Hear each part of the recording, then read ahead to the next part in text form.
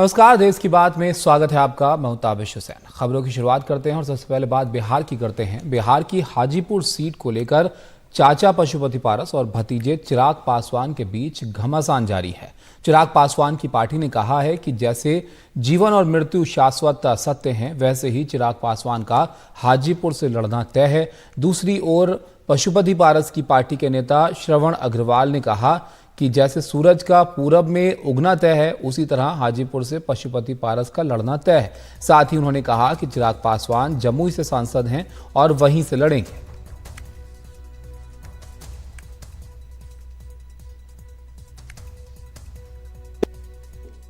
जिस तरह जीवन मरण शाश्वत सत्य है, उसी तरह से पार्टी के राष्ट्रीय अध्यक्ष आदरणीय श्री चिराग पासवान जी का हाजीपुर से लड़ना एकदम तय है। इसे दुनिया की कोई ताकत नहीं रोक सकती। इसलिए कि हमारे पार्टी के संस्थापक दिवंगत नेता पद्मभूषण स्वर्गीय रामविलास पासवान जी की कर्मभूमि रही है हाजीपुर, जहां से उन्हें Guinness book of world record दर्ज है।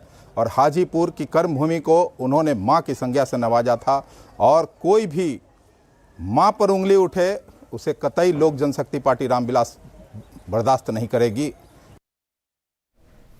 हमारे सहयोगी प्रशांत ने पशुपति पारस की पार्टी राष्ट्रीय लोक जनशक्ति पार्टी के प्रवक्ता श्रवण अग्रवाल से बात की। उन्होंने कहा कि पशुपति पारस हाजीपुर से और चिराग पासवान जमुई से चुनाव लड़ेंगे। श्रवण अग्रवाल ने यह भी सवाल उठाया कि चिराग जमुई की लड़ाई से भाग क्यों रहे हैं।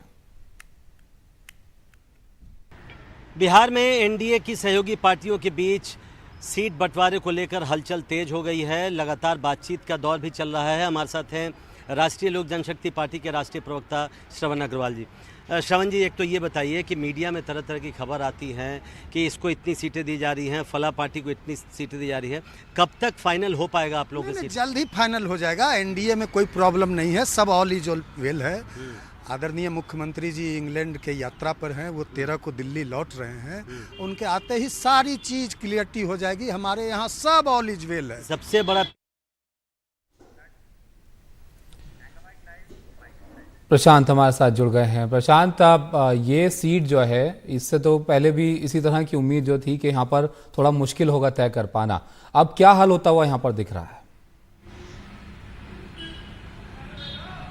नहीं, देखिए, ये मुश्किल चुनौती है बीजेपी के लिए भी, क्योंकि दोनों बीजेपी की सहयोगी पार्टियां हैं। तो ऐसे में क्या रास्ता निकालेगी बीजेपी, ये उसके लिए एक चुनौती है।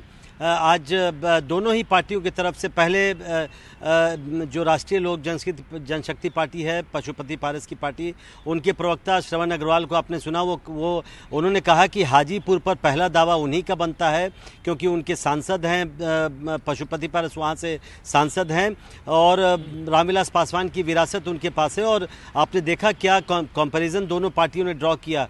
श्रवण अग्रवाल ने कहा कि जिस तरीके से सूरज का पूरब में उगना तय है, उसी तरीके से पशुपति पारस का हाजीपुर से लड़ना तय है। तो उसके जवाब में चिराग पासवान की पार्टी कह रही है कि जीवन मृत्यु एक शाश्वत सत्य है और इसी तरह चिराग पासवान कल हाजीपुर से लड़ना शाश्वत सत्य है। तो अगर दोनों पार्टियों ने ऐसी पोजीशनिंग कर ली है, ऐसा रुख अख्तियार कर लिया है, तो बीच का रास्ता बीजेपी कैसे निकालेगी, ये उसके लिए बड़ा मुश्किल सवाल है। क्योंकि दोनों ही पार्टियों के बड़े नेताओं से जब हमारी बात होती है, वो बिल्कुल तैयार नहीं है इसके लिए कि वो हाजीपुर सीट से पीछे हटे। तो संख्या की बात तो दूसरी तरफ है, हाजीपुर सीट एक तरह से नाक का सवाल बन गया है दोनों पार्टियों के लिए और बीजेपी को रास्ता निकालना आसान नहीं होगा। जी बिल्कुल, ये एक बड़ी चुनौती की तरह जो है वो हो सकता है कि ये यहाँ सीट जो है ये किसको दी जाए या कौन यहाँ से जो है वो चुनाव लड़े। बहुत शुक्रिया आपका प्रशांत, हमारे साथ जुड़ने के लिए, जानकारी देने के लिए। एक ब्रेक के लिए यहाँ पर रुकते हैं।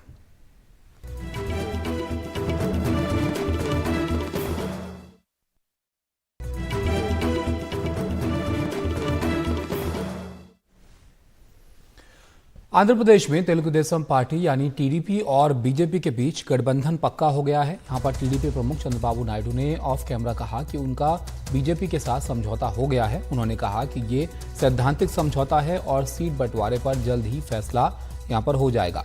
साथ ही जल्द ही गठबंधन की औपचारिक घोषणा भी कर दी जाएगी। सूत्रों के मुताबिक बीजेपी और टीडीपी की साझा रैली 17 मार्च को गुंटूर में हो सकती है।